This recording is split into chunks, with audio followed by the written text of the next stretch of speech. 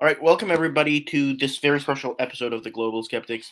Now, unfortunately, we're limited on time, so we will have to get straight into the questions with Dr. Ehrman, who has graciously given me permission to call him Bart.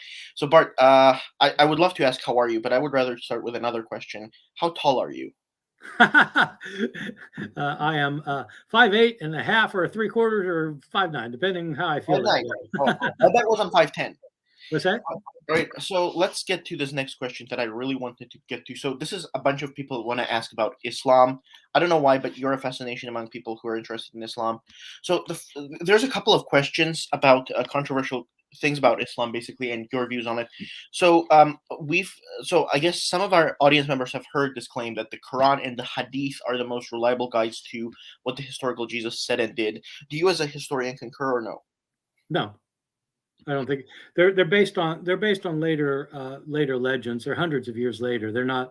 They didn't have independent knowledge of what happened in the life of Jesus. Almost everything in the Quran can be found in earlier Christian sources, maybe not the New Testament, but they're getting this from oral traditions and from earlier written sources. Okay. Do you know of any critical scholar in your field worth his salt who considers the Quran or the Hadith to be the most reliable guides to what the historical Jesus did or said? No one. And do you believe they're historically worthless then when it comes to historical Jesus? I think they're on the same level as Christian apocrypha written about the same time. That they're very interesting for showing what people believed about Jesus or thought about Jesus, but they're not useful for knowing what Jesus really said and did. I see. Okay. So another claim, I guess, was from Muslims that wanted me to ask is the 12 disciples, none of the 12 ever believed Jesus was God or ever preached this in any form. Is this something you concur with? Are they saying that none of them did, or are they saying did all of them? None of them. So the claim is, from what I understand, none of the 12 ever preached that Jesus was God. We don't have any writings from any of the 12, and so it only can be inferred. But the entire point of Christians believing in the resurrection is not that it was a near-death experience. The early Christian belief was that Jesus was raised from the dead, but then was taken up to heaven. And in the ancient world, whether you're Greek, Roman, Jewish, anything else, if a human being is taken up to heaven, is made into a divine being. And so I think that the earliest followers of Jesus, including those of the 12 who believed, however many believed that he was resurrected, certainly thought that he was made into a divine being. I understand. Okay. The another claim is Jesus as a prophet never made false predictions. Is this something your research concurs with? I'm kind of confused by the question. I think Jesus predicted. I think Jesus thought that the end of history, as we know it, was going to happen within his own generation, and that was wrong. Okay. And I guess final two is infancy narratives found in the Quran or about Jesus, for example, being able to speak at a very young age. Do they have any historical value to you into figuring out what the historical Jesus did or said? No, I don't think the Quran has any independent information about Jesus. And these are all based on later Christian legends. Later Christian legends. And okay, final one. Jesus was not crucified or did not die on the cross. Is that something, as a historian, you disagree with? I disagree with, yeah. Every historian disagrees with. Okay, I see. Okay, got it. Every expert. I mean, this is, the Quran's getting that. Again, it's getting from earlier Christian. There's a 2nd century Gnostic gospel that supposes that.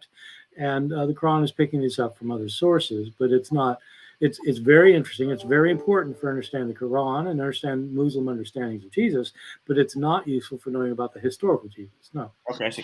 All right, so that does it with the Muslim questions. Okay, we're done. I promised I would do this. I'm done. All right, and now another question that I would like to ask, now as a Catholic I will have to, is that I hear a bunch of people who are, I mean, I respect Protestants and I love them and I love every religion, but I hear a bunch of people saying that if you interpret Galatians or Romans correctly, you would have to come to the conclusion that, Catholics are going to hell or they are like works righteousness or something. Is this something that your research supports? Well, some of my best friends are Protestants. Yeah, right. Yeah. No, I think that's a Lutheran reading of Galatians and Romans, and what they're arguing is that Paul Paul maintains that if you believe that good works will bring you salvation, Right. that you're lost. And it's not what Paul's talking about in Galatians or Romans. He might have agreed with that comment, but it's not what he's talking about. In Galatians and Romans, he's not talking about doing good work, in other words, being nice to people and being moral. He's talking about whether a person has to become Jewish, whether a person has to keep the Jewish law in order to be right with God through Christ. And Paul is emphatic. Gentiles do not have to become Jewish. So it's not about whether people can be moral enough. It's about whether people have to be Jewish. And so I think it's a misreading. It's a misreading. Okay, thanks. Great. I'm not going to hell then. Well, I'm not saying that. I've got a different opinion about that. It's not because of Galatians and Romans. Okay, so, all right. Okay, good. One more thing. So in your book, it's a fascinating read. Anybody who hasn't bought it, why not? But one question I want to ask is, you identify the Son of Man in Jesus as probably someone who was someone other than Jesus, right? And my question is, in all of the Gospels that mention the Son of Man, it's pretty clear that Son of Man is Jesus, as I understand, because in Mark, Jesus says that Son of Man will die and resurrect, and obviously that's referring to himself. So why would you conclude that he's talking about someone other than himself when in all of the Gospels where Son of Man is referenced, it's pretty much implied that Son of Man is Jesus? Yeah, in almost all the sayings, that's absolutely right. The gospel writers did think Jesus was the Son of Man. Right. One of the tasks of the historian is to figure out which words of Jesus actually go back to Jesus and which words are put onto his lips by later writers, because obviously there are lots of things put on his lips by later writers. And what scholars try to do is to figure out which is which.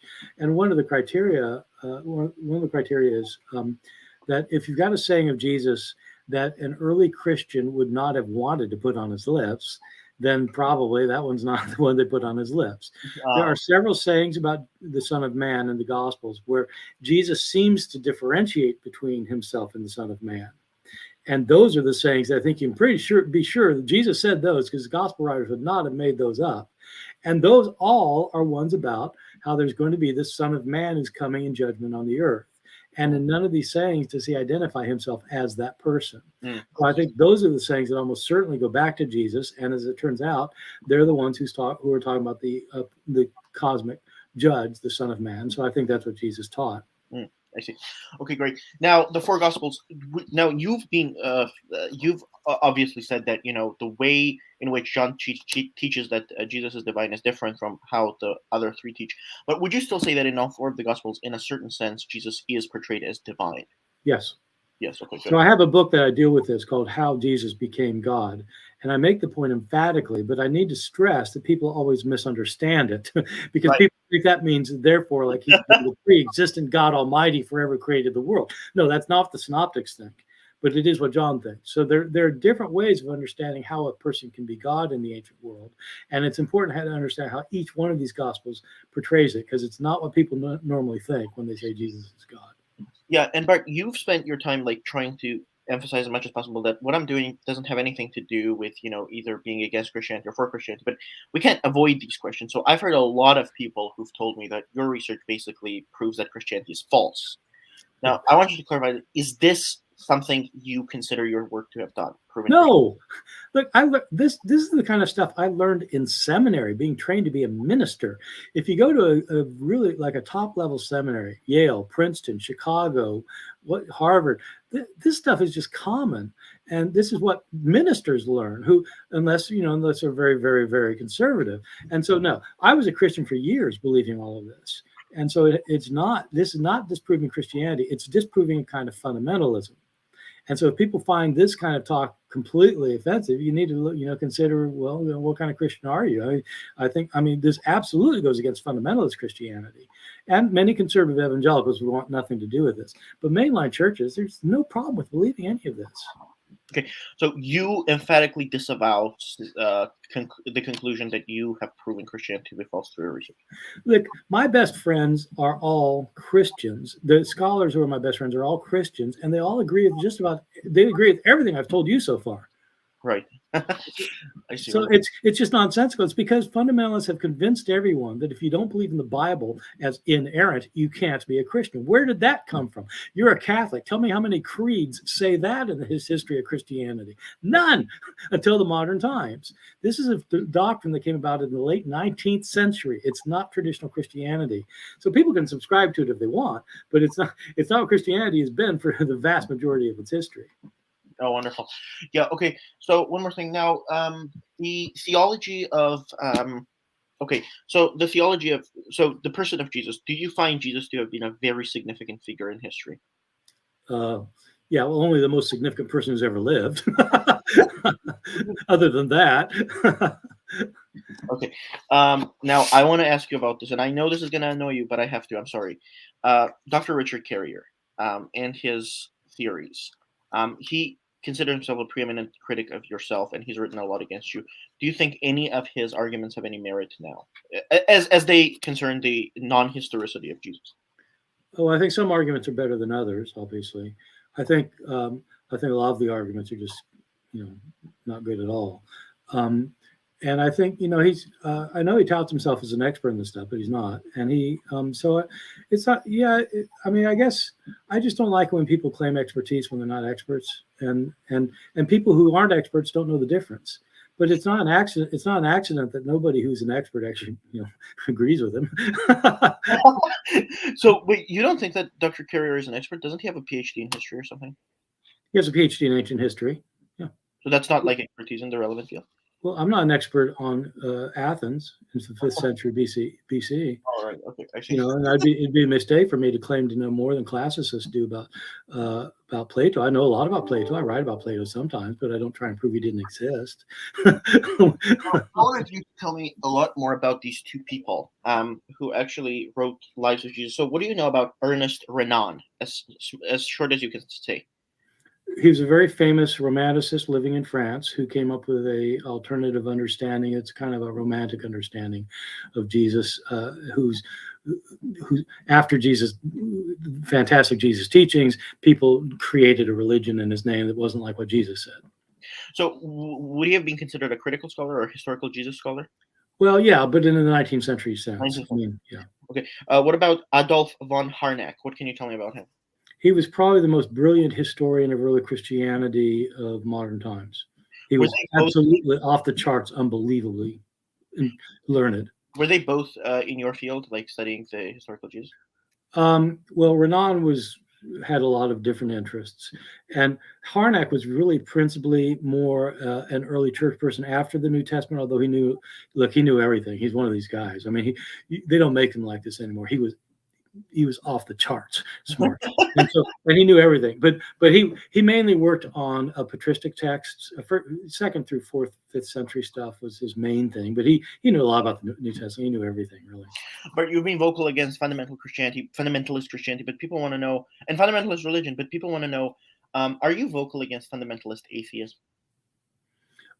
Yeah, sometimes. I think that a lot of atheists really go too far. I think they shoot themselves in the foot. I mean, that's one of my problems with the mythicists. Is I just think they're trying to disprove Christianity, but they're taking a very silly way of doing it that everybody else just kind of laughs at them about. And I know they don't like to hear that, but it's absolutely true. And so I think it's just I think a lot of atheists go too far the other way. It's just like in politics. You have people on the far left and the far right, and they're both being ridiculous. So, what do you think about people who don't celebrate Christmas because it's supposedly Christian or something like that? Or I think it's fine. I don't think people have to celebrate Christmas. Do you celebrate Christmas? I do, yeah. But I mean, I do. I mean, I was raised with it. It's just but I don't believe in it. I mean, it's just I think it's a great time. You think about the ultimate meaning of life is to give. And you should give of yourself, and that it's a holiday of giving. The materialism drives me nuts. I mean, and I like the traditional Christmas hymns, but this like the really pop stuff I think is really just silly. Okay, so on a scale of 1 to 10, how confident are you that God? How likely do you think it is that God exists? If you were to ask, I can't do it. I can't do that. I don't know. I'm an agnostic about whether he exists or not. I don't know. And so if you don't know, you can't rank, you don't know. Wonderful. Okay, so our time, I guess, is drawing close. So I'm going to ask something that people wanted me to ask. I'll say I don't believe in God. I mean, I don't believe he exists. You don't. You don't know what percentage there is that he exists or not. No, because that's no, you can't put percentage on it. Let me ask you this. A lot of people have been complaining, and I don't like this complaint necessarily, but I'm going to still ask you this because people have been asking. So people say that you sometimes present cases in a way that isn't like uncharitably, and then when pressed, you like backtrack. So, for example, saying something like, that the New Testament is corrupt, or we can't know what the New Testament said, but then you clarify. So, do you think that there's a difference between how you present your stuff in popular level work and scholarly work? No, I don't. And in fact, every time somebody says this to me, I ask them for an example, and they can never give me an example. When they give me the example, they just haven't read carefully. If they would Oh, read what I say carefully, they'd realize I'm not contradicting myself at all. I mean, when I say that we can't know what the authors of the New Testament wrote, that's absolutely true. When I say we probably know what the authors of the New Testament wrote, that's absolutely true. They're both absolutely true. It's just you have to know what I'm saying, and people don't pay attention to what I'm saying. There's a difference between epistemology and probability. can we be sure that the apostle? I'm hearing my echo back, but can we be sure that that's fine? Can we be sure that the earliest Christians, or can we know probably that the earliest Christians did indeed believe that they saw the risen Jesus? Well, not all of them did. I think I don't think we can be certain. I think it's highly probable that several of Jesus' earthly followers believed they saw him afterwards. I think it's highly probable that Paul did, because he tells us, and I think he really did. I think he really did. I think that probably, I mean, the traditions always have either Mary or Peter being the ones who kind of figure it out. And I think the story started with Mary and or Peter, and that later Paul pitched in. I don't have any reason to think that the others necessarily saw Jesus, but I think these three probably did. And as it turns out, it's Peter, Paul, and Mary. What do you think about? It's a joke. What do you, Peter, Paul, and Mary. what do you think about Paul's 500 witnesses? I don't think they exist. I don't think there were. I mean, if there were 500, I mean, you would think the gospel writers might mention that part. And you got four gospel writers who all have different resurrection accounts. So, like, it sounds like this is something Paul's heard, and but I don't think it's historical. No. Do you, as a historian, value what Gospels have to tell us historically? Would you say? Absolutely. Absolutely. I think historians use every source available, and these are our best sources for understanding Jesus. And as I said, I mean, Jesus is worshipped by over 2 billion people in the world today. Who's more important than that? I mean, nobody, I mean, it's like, how can you get more important? And what's our access to that? The Gospels. And so I think, and so the real task is trying to figure out what they can tell us that's historical. And now I'm going to be closing up. I'm just going to have to ask this question once again. So, how much of the gospel details, minutia, do you think actually could have happened or is plausible? I'm not talking about fantastic claims like minutia. So, for example, say the 70 disciples. Do you think that could have any historical accuracy? 70? Yeah. Well, I don't think so. I mean, Why? I don't think that Jesus had that large of a following. And I think that it's an exaggeration, and 70 is an important number in Scripture. I think that there are all sorts of reasons for thinking that's not true. But I don't think you can, like, again, it's not like you can say, 38% of the details are wrong. You can't do history like that. And yeah, and this one is important. Do you think that even if, let's say, some parts of the Gospels are not historically accurate, they could still be theologically inspired, right? Well, yeah. Oh, yeah, absolutely. No, that's the point, is that, no, absolutely. So for years and years, I thought that there were all sorts of mistakes in the Gospels, contradictions, and there were, but I still thought that they were God's word speaking to his people, and that they were extremely valuable theologically. And, I thought that without even becoming a Roman Catholic. I was a Protestant, but liberal Protestants have said that for years and years and years, of course. So you think that the Bible could still be the word of God?